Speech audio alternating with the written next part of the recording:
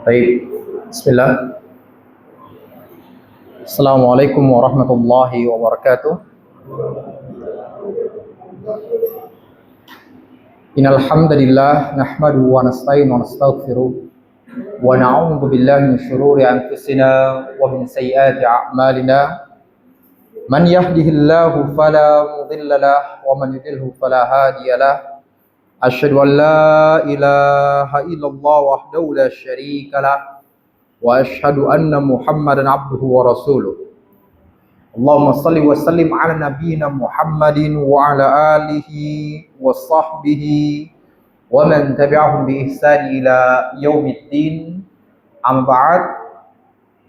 Ikhwatul iman rahmati Allah Subhanahu wa taala, puji dan syukur kita kepada Allah Subhanahu wa taala yang telah memberikan limpahan rahmatnya, maghfirahnya, kenikmatan-kenikmatannya kepada kita semua, baik nikmat keimanan, keislaman, kesehatan, kekuatan, serta nikmat-nikmat yang lainnya, sehingga alhamdulillah Allah Subhanahu wa taala permudah bagi kita semua untuk berkumpul di masjid ini dalam rangka mendekatkan diri kita kepada Allah Subhanahu wa taala dengan bermajelis ilmu, di mana Rasulullah sallallahu alaihi wasallam telah bersabda, "Majtama'a qaumun fi baitin min buyutillah", tidaklah berkumpul suatu kaum di rumah-rumah Allah, di masjid-masjid Allah, wa hum yatluna kitab Allah, di mana mereka membaca kitab Allah, membaca Al-Qur'anul Karim, wa yatadarasunahu bainahum, kemudian mereka pun mempelajari isi kandungannya dan berusaha untuk mengamalkannya dalam kehidupannya,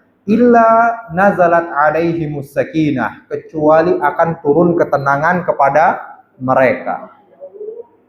Wa ghasyiyatuhumur rahmah, dan rahmat Allah Subhanahu wa taala terus bercucuran kepada mereka. Wa haffathumul malaikah, dan para malaikat pun mengelilingi mereka, mendoakan kebaikan-kebaikan untuk mereka.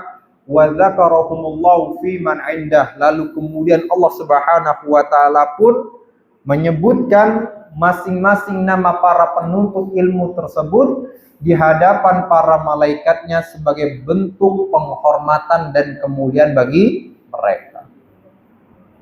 Kemudian salawat serta salam semoga Allah senantiasa mencurahkan kepada Nabiul Mustafa, Nabi Muhammad sallallahu alaihi wasallam, yang telah mengajarkan kepada kita Islam yang sempurna, membimbing kita menuju keridhaan Allah Subhanahu wa taala, di mana Allah Subhanahu wa taala telah berfirman, "Laqad kana lakum fi Rasulillahi uswatun hasanah." Telah ada pada diri Rasulullah sallallahu alaihi wasallam suri tauladan yang paling terbaik bagi kalian semua. Liman kana yarjullaha wal yaumal akhir, bagi orang-orang yang mengharapkan rahmat Allah dan perjumpaan dengan hari akhir, wa dzakarallaha katsira, sementara dia dalam keadaan berzikir mengingat Allah Subhanahu wa taala. Baik, ikhwatul iman rahmati Allah Subhanahu wa taala, ya. Insyaallah pada pertemuan kali ini kita akan membahas mengenai Kitabul Jami', ya, kitab yang membahas tentang hadis-hadis berkaitan dengan adab, akhlak, ya, zuhud, wara, dan lain sebagainya. Yang kitab ini merupakan buah karya dari ulama besar, ulama yang terkenal di seluruh dunia, bahkan di Indonesia, yaitu Imam Ibnu Hajar Al-Asqalani rahimahullah, ya, yang dimana beliau juga pengarang kitab Fathul Bari, ya, Syarah Sahihul Bukhari. Nah, kitab-kitabnya banyak banget dipakai di Indonesia, ya, banyak banget kitab-kitabnya, termasuk, ya, kitab yang dibawakan oleh beliau di sini adalah apa, atau yang ditulis oleh beliau, yaitu Kitabul Jami'. Dan insyaallah kita akan masuk kepada bab yang pertama, ya yang dibawakan oleh beliau, yaitu bab berkaitan dengan adab. Ya, bab yang berkaitan dengan adab. Kita langsung di mana ya beliau membawakan hadis yang pertama. An Abi Hurairah anna Rasulullah sallallahu alaihi wasallam qala, dari Abu Hurairah radhiyallahu anhu bahwasanya Rasulullah sallallahu alaihi wasallam telah bersabda, hakul muslim 'alal muslim sit. Hak seorang muslim terhadap muslim yang lainnya itu ada 6. Idza laqitahu fasallim alaihi. Ya, apabila engkau bertemu dengannya, maka ucapkanlah salam. Wa idza da'aka fa'ajibhu, dan apabila dia mengundangmu, maka penuhilah undangannya. Yang kedua, lalu kemudian yang ketiga, wa idastansahaka fansah lahu, dan apabila dia meminta nasihat kepadamu, maka berikanlah nasihat kepadanya. Lalu kemudian yang keempat, wa idza atasa fahamidallah fashammithu, ya, dan apabila dia bersin lalu kemudian mengucapkan alhamdulillah, maka jawablah yarhamu Allah. Lalu kemudian selanjutnya, wa idza marida fa'udhu, dan apabila dia sakit maka jenguklah. Wa idza mata fatba'hu, dan apabila dia wafat maka iringilah jenazahnya. Ya. Nah, inilah hadis ya yang dibawakan oleh Imam Ibnu Hajar Al-Asqalani pada Kitabul Jami' ini di hadis yang pertamanya, yaitu berkaitan dengan hak-hak seorang muslim. Nah, dari hadis ini ya Pak, dari hadis ini memberikan beberapa faedah kepada kita semua. Faedah yang pertama, bahwasanya dari hadis ini menunjukkan betapa indahnya ajaran agama Islam. Ya Pak. Ya, dari hadis ini menunjukkan indahnya ajaran agama Islam. Ya, di mana 6 hak tadi yang dijelaskan oleh Rasulullah SAW, ternyata hal tersebut pasti akan menimbulkan kasih sayang di antara kaum muslimin dan juga akan mendatangkan persatuan di antara mereka. Benar tidak Pak? Benar tidak Pak? Kan gitu. Ada orang kita dapatkan ya, sejengkel-jengkelnya dia, ya, atau sekeras-kerasnya dia, maka kemudian ketika kita datang kepadanya, kita ucapkan assalamualaikum, kira-kira jawab nggak dia salam? Jawab juga waalaikumsalam, kan gitu. Ya, sehingga akhirnya dengan hal ini bisa mengencerkan suasana, ya, mengencerkan suasana. Belum ditambah lagi kemudian kayak seperti tadi, ya, ada orang yang masya Allah, ya, kerasnya na'udzubillah, kan gitu. Lalu kemudian tiba-tiba dia sakit, kemudian kita jenguk dia, ditambah lagi dibawa makanan lagi, kan seperti itu. Kira-kira kerasnya luntur nggak Pak? Luntur, ya, luntur pada kita. Apalagi maaf ngomongnya kalau ternyata ada dari keluarganya yang wafat pada itu. Ternyata masya Allah, ya, kita datang menyolatkan, kita ngurusin jenazahnya, bahkan kemudian apa, kita urus pula sampai di kuburan, ya Pak. Dan dia menyaksikan hal tersebut, walaupun kita katakan Pak ya, walaupun kita katakan kita melakukannya karena Allah Subhanahu wa Ta'ala, tetapi ketika dia menyaksikan hal tersebut, menyaksikan keluarganya pada waktu itu diurus jenazahnya, kira-kira luntur nggak kerasnya? Masya Allah. Makanya tadi kita sampaikan bahwasanya hadis ini yang berkaitan dengan hak muslim ini tadi, yaitu 6 perkara tadi, itu benar-benar mendatangkan kasih sayang dan persatuan di antara kaum muslimin dan menunjukkan pula betapa indahnya adab dalam ajaran agama Islam. Ya Pak, indahnya adab ajaran agama Islam.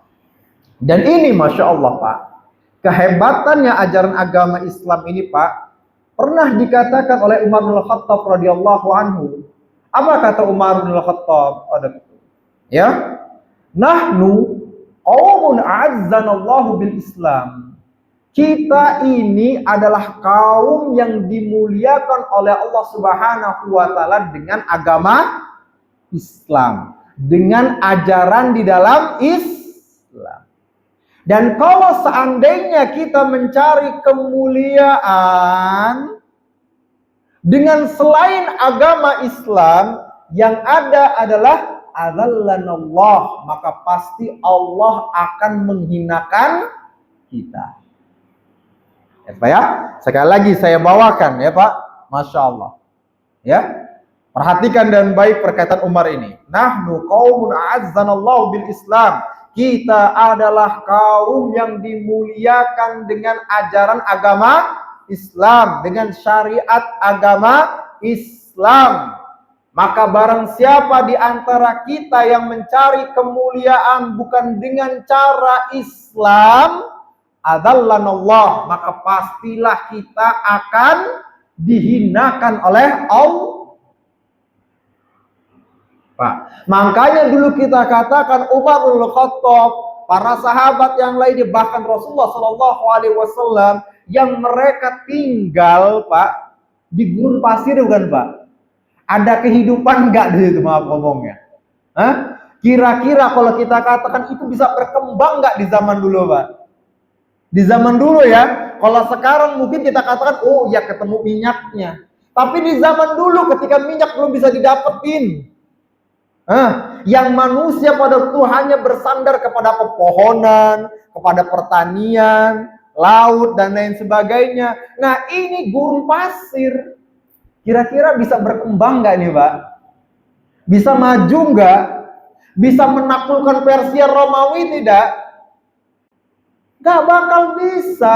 Tapi kenyataannya ketika datang ajaran agama Islam, Pak, jangankan negara kecil, tuh imperium Romawi yang begitu besar, setengah dunia ini dikuasai oleh orang Romawi, setengahnya lagi dikuasai oleh orang Persia.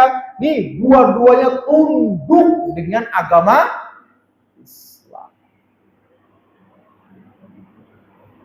Nah, yang repotnya sekarang ini, kaum musliminnya malah mencari-cari kemuliaan dari selain Islam. Ini memang Masya Allah, saya diundur-undur airnya nih Pak. Udah kering Masya Allah. Barakallah, jazakallah khairan Masya Allah. Makasih Pak. Masya Allah.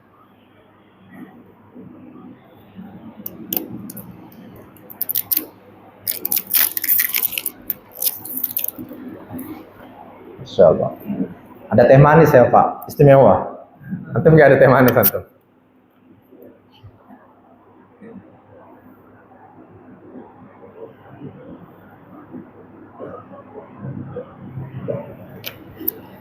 Nah, sekali lagi Pak, tadi kita sampaikan. Ya, jadi kita ini mau gak mau Pak, pasti akan berkembang. Kita akan mulia ketika kita benar-benar mau menerapkan syariat agama Islam. Tapi sekarang kita lihat bagaimana cara kehidupan kita Pak. Nah, lebih menyerupai para sahabat Rasulullah ataukah lebih menyerupai orang kafir? Jujur aja, jujur. Apa? Kafir. Beneran antum nih, jangan mengkafir-kafir kan nih. Ya, lebih menyerupai Islam yang sebenarnya atau lebih menyerupai orang kafir, Pak? Antum yang ngomong ya, bukan saya. Sekali lagi saya tanya, kita lebih menyerupai para sahabat Rasulullah atau lebih menyerupai orang kafir? Masih nggak berubah juga jawaban antum. Masih tetap menyerupai orang kafir, Pak. Oke, pertanyaannya kenapa? Apa sebabnya? Coba beritahukan. Maksudnya kenapa antum bisa berkata lebih menyerupai orang-orang kafir? Satu aja, Pak, satu contoh. Apa?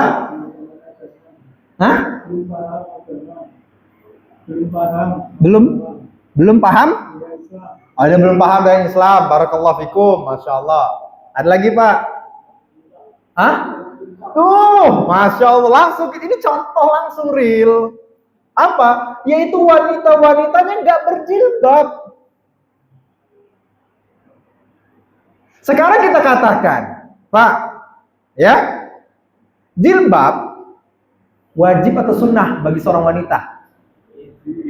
Tahu kan ya? Kira-kira wanita di luar sana yang muslimah tahu nggak hukumnya? Tahu, dari orang pun dia tahu waktu itu, Pak. Hukum jilbab bagi seorang wanita muslim itu adalah apa? Wanita muslimah wajib. Namun kenyataannya lihat bagaimana wanita-wanita muslimah ini lebih milih gaya kayak orang-orang Korea. Iya, Pak. Ada yang dulu mungkin ngomongnya dulu gaya kayak India. Sekarang Masya Allah, ini bikin saya giur aja nih. Ini menyakiti saya, Pak. Ada di depan saya tapi nggak bisa kesentuh. Gak mungkin saya mau ceramah sambil makan kayak gini kan? Ya? Ayo, Masya Allah, barakallahu fikum.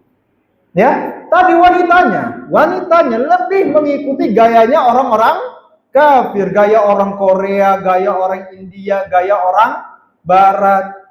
Sementara mereka mengetahui tentang kewajiban seorang muslimah untuk berjilbab.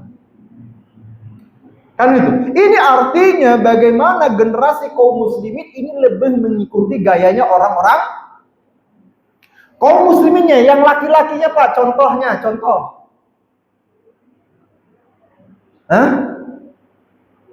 Yang menyerupai orang kafir ya, contoh.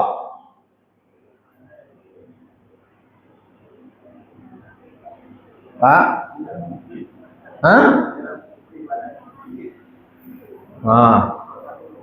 Ya, nggak beribadah ke masjid, nggak sholat, Pak, nggak sholat, coba lihat, ya, nggak sholat. Bahkan maaf ngomongnya, sholatnya kapan? Waktu Idul Fitri atau Pak, kita katakan sholat di Idul Fitri dan Idul Adha, ini hukumnya apa, Pak? Sunnah. Dia datang tuh pada hari itu. Tapi kemudian sholat 5 waktu gak pernah terlaksana. Kenapa? Ngikutin gayanya orang kafir. Belum ngikutin lagi yang main judinya, yang minum khamrnya. Itu udah gaya-gaya orang kafir semua, Pak. Ya, bahkan maaf ngomong yang gak ada. Bahkan kita katakan tidak ada satu pun rumah di tempat orang-orang kafir kecuali pasti ada khamrnya. Nah, sekarang ini diikutin semuanya. Semuanya itu diikuti oleh kaum muslimin, dan ternyata ini sudah diingatkan oleh Rasulullah SAW, dan memang pasti akan terjadi di akhir zaman. Apa kata Rasulullah? La tattabi'unna sunana man kana qablakum. Kalian ini kaum muslimin akan benar-benar mengikuti cara beragamanya orang-orang sebelum kalian. Shibran bi shibrin, sejengkal demi sejengkal, zira'an bi zira'in, lalu kemudian sahasta demi sahasta, hatta law dakhalu fi juhri dhabbin lattaba'tumuhum, sehingga kalaupun seandainya mereka pun akan masuk ke dalam lubang biawak, lubang bob, tuh Pak, ya, biawak yang gunung pasir tuh seperti itu ya, kayak biawak. Lattaba'tumuhum, kalian juga pasti akan mengikuti jejaknya mereka. Pak, artinya lubang yang kecil saja begitu gelap yang berbahaya, Ya, kalau seandainya orang kafir masuk ke dalam lubang tersebut, kaum musliminnya juga pasti akan ikutan. Maka kemudian para sahabat bertanya, ya Rasulullah, siapa mereka ya Rasulullah? Apakah Yahudi dan Nasrani ya Rasulullah? Kata Rasulullah apa? Faman, siapa lagi kalau bukan mereka? Nah sekarang ini tadi kita katakan kaum muslimin lebih mengikuti gayanya orang kafir dibandingkan tadi. Ya Pak, ya ketika ketemu nih, nah kita masuk nih ke dalam bab ini. Ketika ketemu, ya lebih ngucapin assalamualaikum atau woi. Pak, muhasabah Pak muhasabah. Lebih ngucapin assalamualaikum atau woi? Ini kan ada artinya. Inilah yang terjadi pada kaum muslimin sekarang. Kalau saya bertanya kepada antum semuanya, kepada bapak-bapak sekalian, kepada ibu-ibu, Bu, jangan tidur. Saya ingin bertanya, apa arti assalamualaikum warahmatullahi wabarakatuh?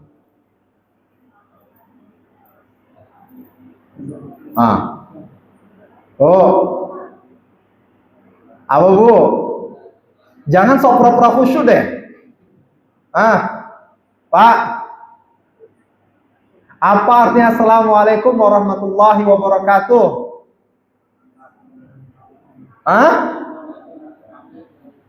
Keselamatan tercurah kepadamu. Terus? Udah. Dan rahmat Allah. Terus? Serta keberkahan dari Allah. Bagus nggak Pak? Bagus nggak Pak? Antum butuh selamat nggak? Atau antum butuh binasa? Pak, saya pengen nanya, antum mau didoakan selamat atau mau didoakan binasa Pak? Tapi lebih milih woi, kan gitu.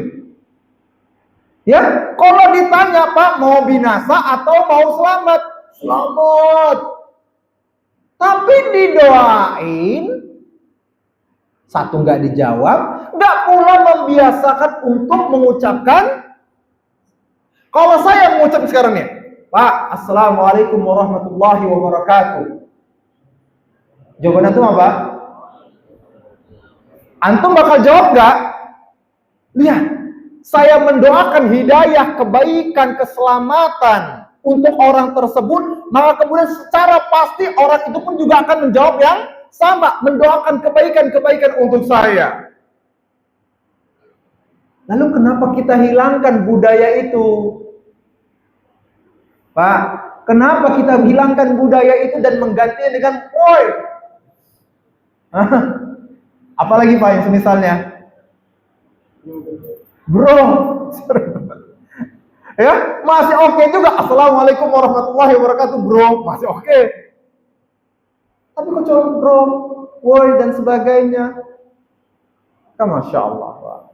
Ya, kerugian begitu besar bagi kita semua. Ya Pak, ini kita katakan Masya Allah. Berkaitan dengan salam tadi. Ya, berkaitan dengan salam tadi. Lalu kemudian itu satu pertama. Budaya itu udah hilang dari kita semua. Jadi nggak ada tuh yang mau ngucapin salam. Dan anehnya malah ngerasa malu. Bener gak Pak? Pak, jangan pura-pura khusyuk Pak. Malu nggak untuk ngucapin salam ketika di jalan? Yang muda ini. Malu nggak ngucapin salam? Beneran? Nanti pas ketemu saya ngucapin salam. Oh, asal kenal aja. Kata beliau, asal kenal aja orangnya. Nah, saya bawakan bagaimana Rasulullah SAW telah bersabda, sayati alan nasi zaman, akan datang suatu zaman kepada manusia, yakun salam fihi lil ma'rifah, di mana mengucapkan salam itu hanya kepada orang yang dikenalnya aja. Tuh, akhir zaman kan? Akhir zaman kan? Manusia akhir zaman bukan? Iya.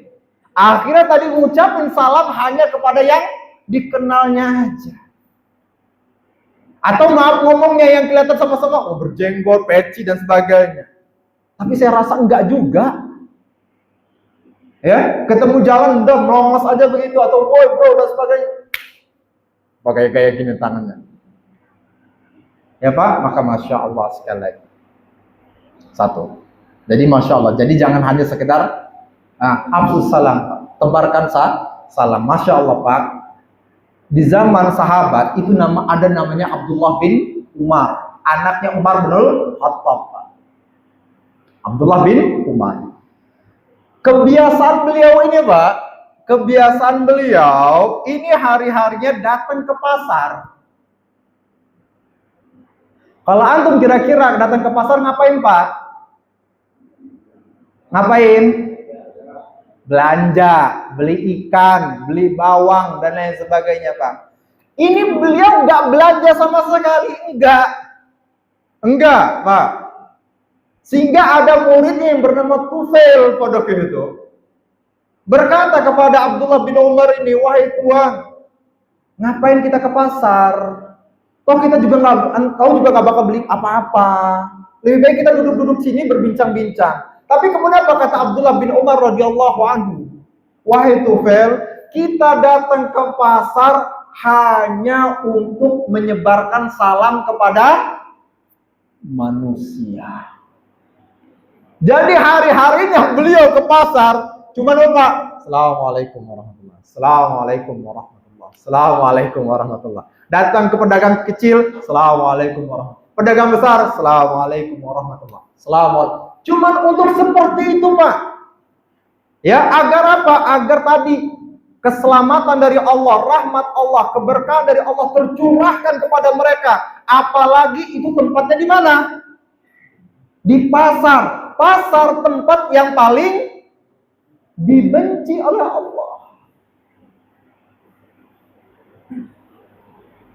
Itu beliau datangin ke pasar supaya mereka semua dapat hidayah. Nah, yang repotnya sekarang ini apa Pak? Antum masuk rumah baca salam nggak Pak? Jujur. Atau selengos aja Pak? Pak, nggak ada jawaban? Hah? Baca nggak Pak? Baca? Insya Allah. Tapi sekarang pertanyaannya, berapa banyak dari kaum muslimin ketika mengucapin salam, apakah dia menyebutnya dengan sempurna? Assalamualaikum. Itu deh yang paling ini nih, yang paling paling pendek.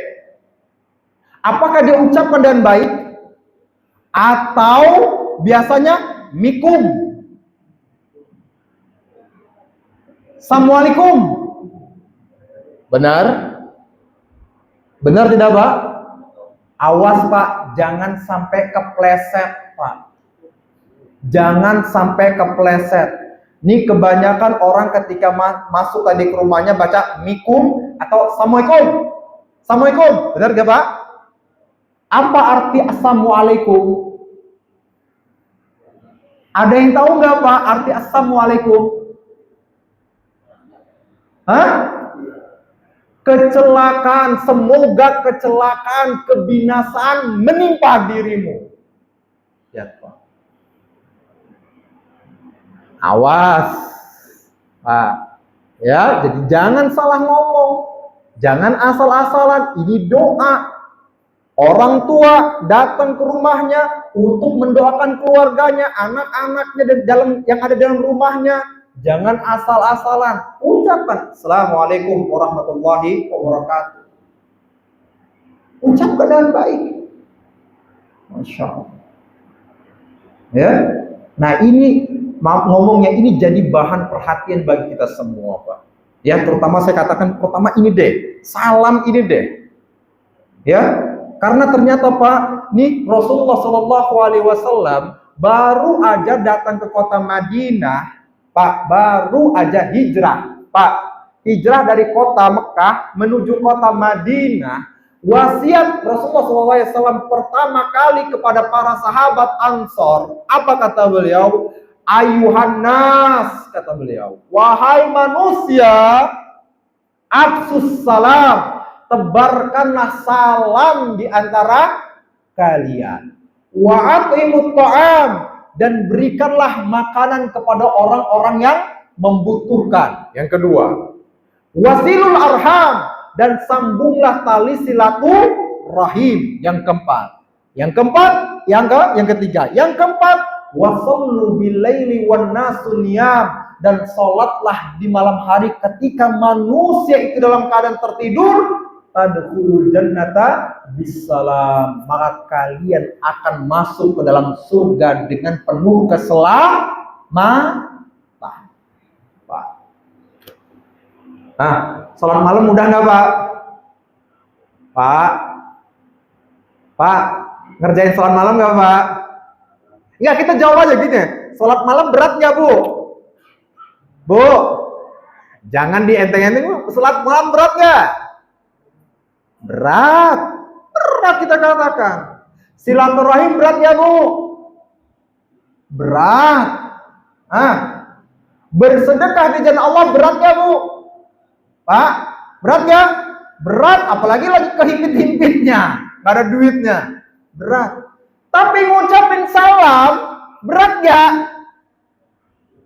La haula wala quwata illa billah. Kalau sampai ngomong berat, marah bener itu dah. Ya Pak, ada hal yang enteng seperti ini ternyata tidak kita laksanakan pula. Tadi kita katakan kita lebih memilih cara gayanya orang-orang kafir di luar sana, dan kita merasa malu untuk menerapkan syariat agama Islam. Oke, itu mudah nih Mas. Ya, biasanya kalau ketemu yang muda-muda bawaannya gak mau salam seperti itu, bro, panggil langsung bro, sorry ya. Nah, ini yang pertama Pak ya, ucapkan salam, masya Allah ya.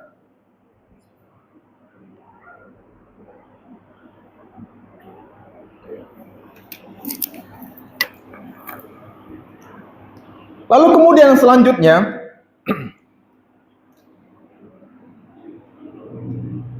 yaitu hak yang kedua ya, wa idza da'aka fa'ajibhu, dan apabila dia mengundangmu maka jawablah undangannya. Pak, mayoritas para ulama atau jumhur ulama mereka mengatakan bahwasanya yang wajib untuk dipenuhi undangannya adalah undangan pernikahan saja. Jelas Pak ya? Hanya undangan pernikahan. Ini kata mayoritas para ulama. Ya, jadi kalau ada seseorang ngundang kita ya pernikahan, maka wajib untuk mendatangi undangan tersebut. Nah, seperti itu. Dan Rasulullah Shallallahu Alaihi Wasallam telah bersabda, apa kata Rasulullah? Waman lam yujib da'wata faqad asallaha wa rasulah. Barang siapa yang tidak memenuhi undangan pernikahan tadi, maka dia telah bermaksiat kepada Allah dan Rasulnya.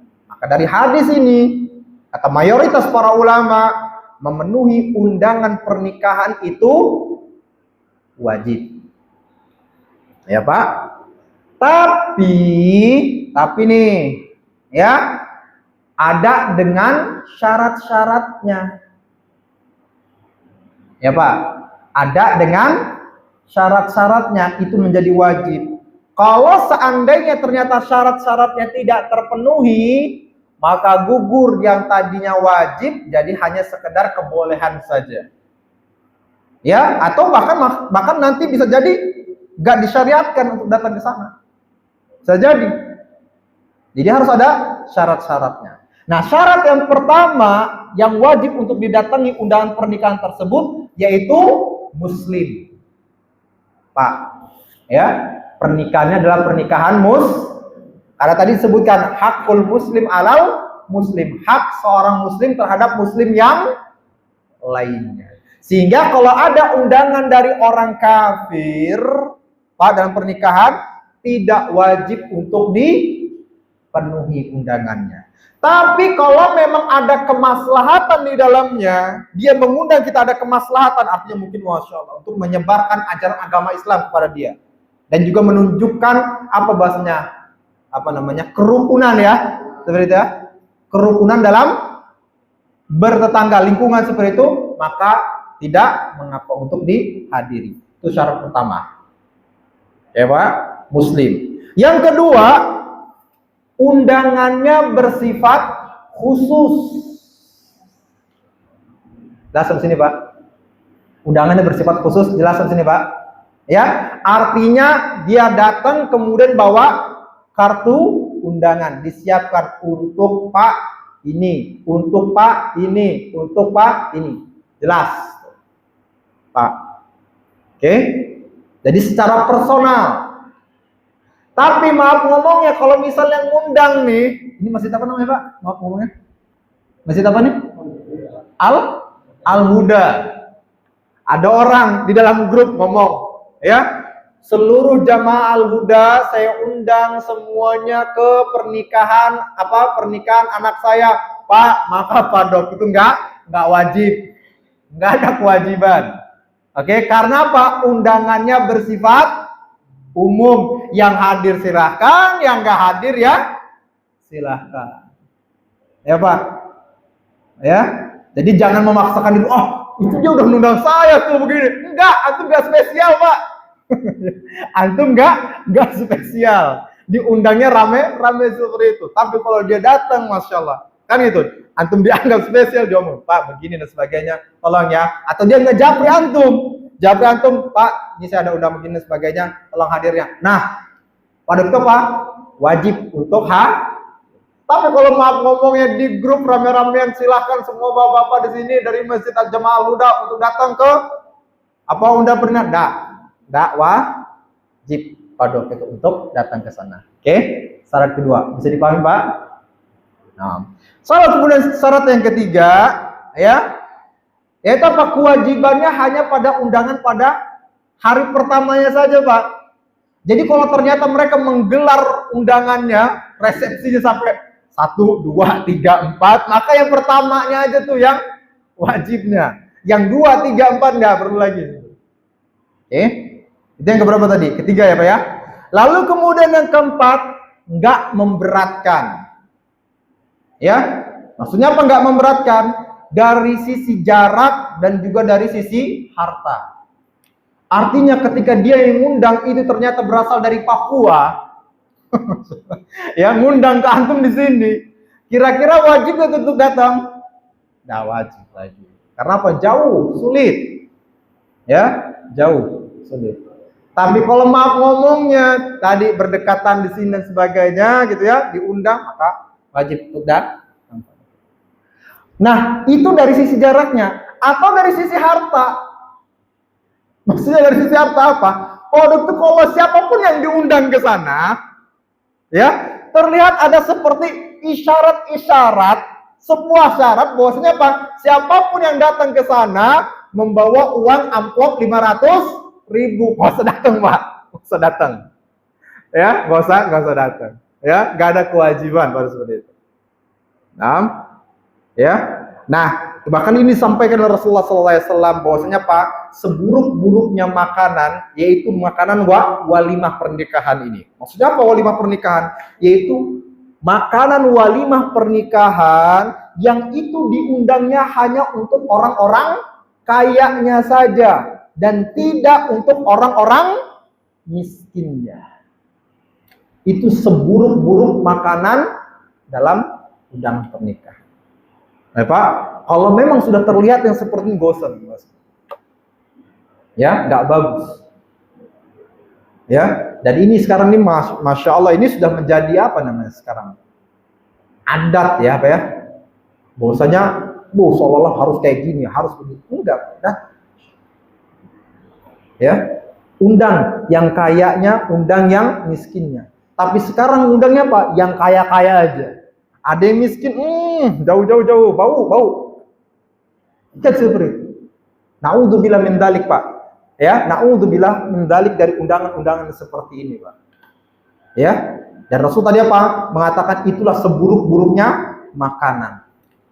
Ya, makanan yang tadi hanya ditujukan kepada orang-orang kayanya dan bukan kepada orang-orang miskin.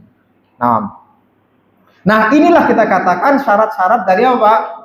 Kewajiban untuk menghadiri undangan pernikahan. Bisa dipahami, Pak? Jelas ya? Masya Allah. Ini kita berapa lagi nih? Misalnya masih lama? Sejam? 5 menit? 5 menit langsung azan, Pak? Azan, Pak. Lalu kemudian pada hak yang ketiga, apa kata Rasulullah? Wa idastansahaka fansahu. Dan apabila dia meminta nasihat kepadamu, maka berikan nasihat kepadanya, Pak. Nah, ini pun juga hukumnya wajib, Pak. Jadi kalau ada orang meminta nasihat kepada antum, ya Pak, maka hukumnya wajib pada waktu itu untuk diberikan nasihat. Nasihatnya apapun itu, nasihat dalam perkara dunia kah, ataukah nasihat dalam perkara akhirat. Dalam perkara akhirat lebih jelas pada waktu itu. Tapi sesuai dengan ilmu dan pengalaman kita. Kalau kita nggak punya ilmunya, nggak punya pengalaman, jangan ngelantur ngomong, Pak. Ya, jangan menyesatkan. Ya, contoh gini, ada orang minta nasihat, oh Pak, nasihatin saya dong, gimana tentang mobil saya. Padahal dia nggak ngerti tentang mobil. Dikasih tahu begini, akhirnya pas diisi meledak tuh mobilnya. Makanya maksudnya, ya Pak, yang memberikan nasihat hanya sesuai dengan ilmu dan pengalamannya. Ya, kalau nggak punya ilmu, pengalaman dan sebagainya, maka ucapan itu saya nggak punya ilmunya, saya nggak punya pengalamannya. Ya mungkin orang lain, maaf ya, kan seperti itu. Nah, ini kalau seandainya ada seseorang yang meminta nasihat, hukumnya wajib untuk diberikan nasihat sesuai dengan ilmu dan pengalamannya. Tapi gitu kan kita katakan kalau hanya sekedar nasihat secara umum, itu hukumnya sunnah, Pak. Ya Pak, kayak tadi Masya Allah, ada orang ngomong ngibahin orang lain, kan gitu Pak ya, ngibahin orang lain. Atau misalnya ngomongnya ada orang santai-santai dan sebagainya, lalu kemudian dinasehatin, Pak, daripada duduk-duduk, mendingan sambil zikir, ya kan gitu, ya Pak, ya daripada duduk-duduk nggak jelas, ini sambil zikir, kan santai tuh. Apalagi nih, gitu kan, apalagi sekarang kita berada di 10 awal Dzulhijjah. Tahu Pak? Tahu keutamaannya? Tahu Pak? Ini 10 hari Dzulhijjah, ini adalah 10 hari yang penuh dengan keberkahan, tapi banyak dilalaikan dan dilupakan oleh manusia, Pak. Nah, ini saya ingetin, Masya Allah, ini kayak sebuah nasihat. Apa kata Rasulullah SAW? Ya, beliau katakan, "Ma min ayyamin al-amalu sholih fiha ahabbu ilallah min hadhil ayyam." Tidak ada satu hari pun yang amal soleh lebih dicintai oleh Allah Subhanahu wa Ta'ala dibandingkan amal soleh yang dikerjakan di hari-hari ini, yaitu apa? Di 10 hari awal Dzulhijjah. Maka kemudian para sahabat bertanya, "Walal jihadu fisabilillah ya Rasulullah?" Wahai Rasulullah, bahkan jihad di jalan Allah Subhanahu wa Ta'ala pun tidak bisa mengalahkan pahala orang-orang yang melakukan ketaatan di 10 hari Dzulhijjah tadi ya Rasulullah. Apa kata beliau? Walal jihadu fisabilillah. Bahkan jihad di jalan Allah pahalanya tetap kalah sama orang yang berzikir di 10 hari Dzulhijjah tersebut. Lalu kemudian apa kata Rasulullah? Illa man kharaja bi nafsihi wa malihi wa lam yarji min dzalika syai', kecuali seseorang yang berjihad dengan nyawanya dan juga hartanya, lalu kemudian semuanya tidak ada yang kembali ke rumahnya. Artinya dia syahid di jalan Allah, barulah itu yang bisa mengalahkan orang-orang yang melakukan ketaatan nih di hari-hari 10 Dzulhijjah ini, Pak. Banyak ternyata kita lalaikan. Pak, bahkan 10 hari Ramadan, Pak, 10 hari Ramadan siang-siangnya masih tetap kalah dengan 10 hari siangnya Zulhijjah. Masih kalah, Pak. Ramadan bisa mengalahkan 10 hari Zulhijjah adalah di malam harinya, kata para ulama. Di malam hari dari Ramadan mengalahkan malam hari Zulhijjah. Tapi 10 hari Zulhijjah siang harinya itu mengalahkan 10 hari Ramadan di siang harinya. Nih, Masya Allah. Ya, tapi kita lalaikan. Nah, ini sebuah nasihat, Pak, sambil duduk-duduk, astagfirullah, astagfirullah, astagfirullah.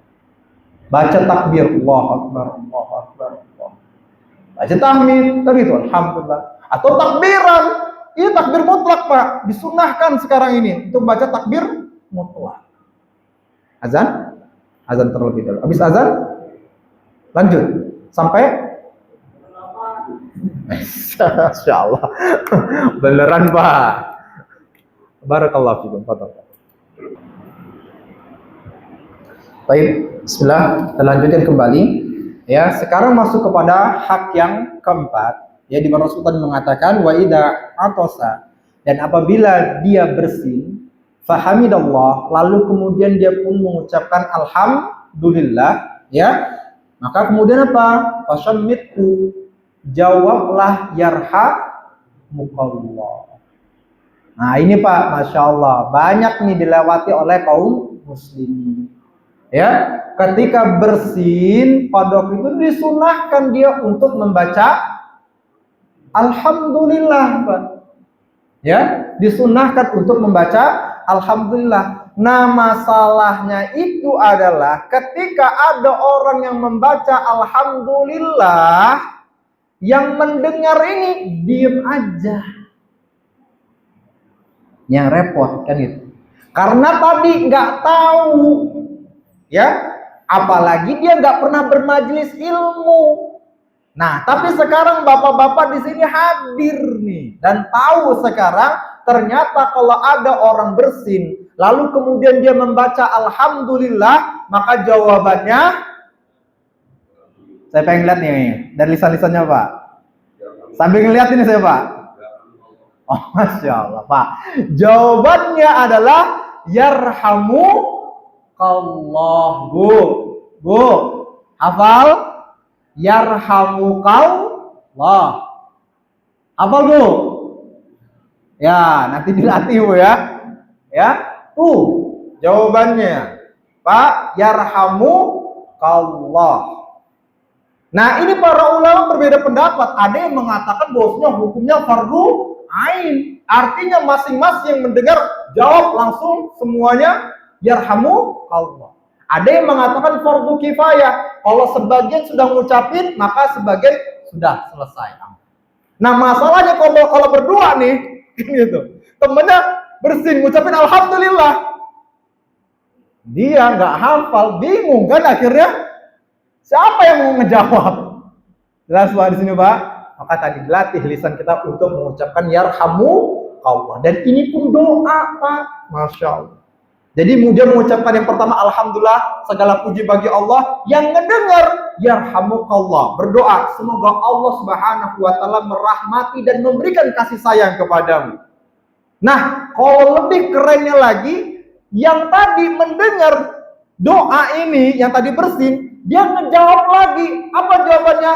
Yahdikumullah wa yuslih balakum. Semoga Allah memberikan hidayah kepadamu dan juga memberikan solusi-solusi dalam perkara kehidupanmu. Keren gak Pak? Keren gak nih? Keren gak Pak? Tapi kita gak hafal, bener gak? Sesuatu yang keren seperti ini ternyata kita tinggalkan dalam agama kita. Malah memilih jalan yang lain. Hafal Mas? Hafal ya? Wah, hafal nih kayaknya, Masya Allah. Ini kayaknya dia ikut majelis ilmu terus nih kayaknya ternyata. Masya Allah. Ya? Nah, itu jadi jawabannya Pak. Jadi alhamdulillah yang bersin, yarhamukallah yang mendengar, lalu kemudian yahdikumullah wa yuslih balakum yang bersin lagi, mendoakan pondok itu Pak. Nah, Nah, ada nih perkara yang penting nih, yang mungkin maaf ngomongnya, bapak-bapak akan merasa aneh untuk melakukannya. Pak, kalau antum bersin di dalam sholat, ngucapin alhamdulillah nggak? Hah? Ngucapin nggak? Mas? Ini Ustadz nih, Masya Allah. Ngucapin nggak Pak? Hah? Mana yang kuat-kuat tadi, Masya Allah? Ngucapin nggak Pak? Enggak atau ngucapin? Atau enggak ngucapin? Enggak ya? Bu, ini kekuatan emak-emak nih, jawabannya mutlak nih. Bu, ngucapin alhamdulillah atau enggak waktu sholat ketika bersin? Enggak? Ya, Masya Allah. Jawabannya ngucapin. Pak. Ya Bu, jadi kalau ini bersin, pada waktu itu ucapin setidaknya alhamdulillah. Kalau bisa lebih lengkapnya apa lagi? Boleh. Alhamdulillah hamdan thayyiban mubarakan fihi mubarakan alaih kama yuhibbu rabbuna wa yarda. Hafal Pak? Enggak lah. Tuh, ini adalah doa yang diajarkan oleh Rasulullah SAW. Pak, ternyata hal ini pernah terjadi di zaman para sahabat, di zaman Rasulullah. Pada waktu Rasulullah sholat, tiba-tiba ada yang bersin. Lalu dia mengucapkan tadi doanya, alhamdulillah, paling banternya apa ya? Ini paling minimal. Tapi kalau bisa, alhamdulillah hamdan thayyiban mubarakan fihi mubarakan alaih kama yuhibbu rabbuna wa yarda. Pak, setelah salam Rasulullah bertanya, siapa tadi yang ketika sholat kemudian dia bersin kemudian mengucapin alhamdulillah tadi seperti tadi doanya? Para sahabat semua diam tuh, takut dimarahin kan gitu. Ya, siapa tadi? Akhirnya apa? Ada salah seorang mengucapin, saya Rasulullah. Apa jawab Rasulullah? Sesungguhnya ketika engkau bersin tadi, lalu kemudian engkau membaca doa tadi, membaca alhamdulillah tadi, maka ada puluhan malaikat yang mereka berebut untuk membawa pahala tersebut ke langit di sisi Allah. Hadisnya sahih, cek sendiri sama Syekh Google. Ya harus kritis Pak. Ya, jangan mau didongeng-dongengin. Saya katakan, dalam beragama harus kritis. Ya, lihat, bener nggak sih yang diomongin Ustadz ini? Jangan-jangan cuma ngedongeng aja, kan gitu. Jangan-jangan khurafat aja nih. Cek seperti itu. Apa lihat hadis? Oh, ternyata ada. Kalau nggak ada, jangan diikuti. Jelas sini Pak?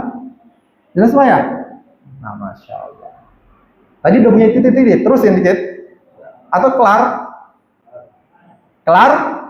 Kelar, Masya Allah, kelar. Ya, baru kemudian kelima dan keenam adalah tadi apa? Yaitu mengunjungi orang yang sakit, Masya Allah. Dan yang keenam adalah apa tadi Pak? Yang mengiringi jenazahnya. Di mana orang yang mengiringi jenazah lalu kemudian menyolatkannya, maka baginya satu qirat. Apa satu qirat Pak? Sebesar gunung Uhud.